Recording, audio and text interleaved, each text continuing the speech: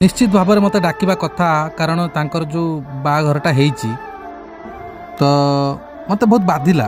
बहुत बाधिब भी निश्चय कारण मु इंडस्ट्री जन पुराणा कलाकार ता जानी सत्य मत डाकिल आम कौन खाइबा रंकालिया ना खाया पाऊनु से कथा नुह घरे छोट छोट छुआ अच्छा से कहले बापा कहीं तुमको कहले सहीटा खराब लगे तो मु चाहिए ओलीवुड रे ए घटना गोटे बैठक बसा जाऊ। सबू मीडिया भाई मानू मोर नमस्कार आउ किसी गुरुत्वपूर्ण तथ्य रखा चाहूँगी आपण मैंने जानते वर्षार मोर जो दिन किसी व्यक्तिगत झमेला होती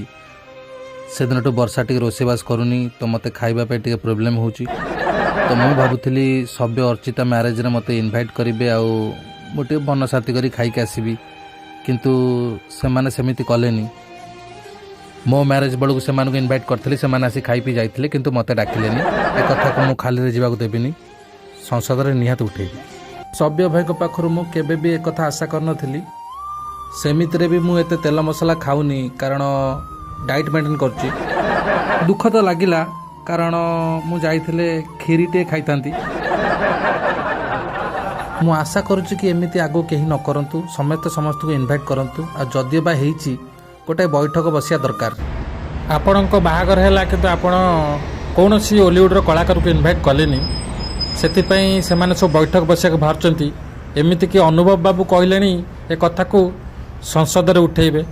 एथर आपण कौन कह चाहते देख मु कह चाहून कि पचारच बोली कहूँ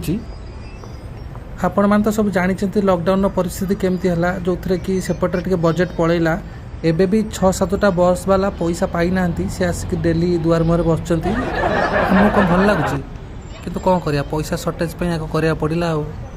अनदुख करतु नहीं आम दबु फिस्ट दबु कि पुओ 21 बेलू बापा बागर आ पुओ 21 फिस्ट मिसेक देदेबु।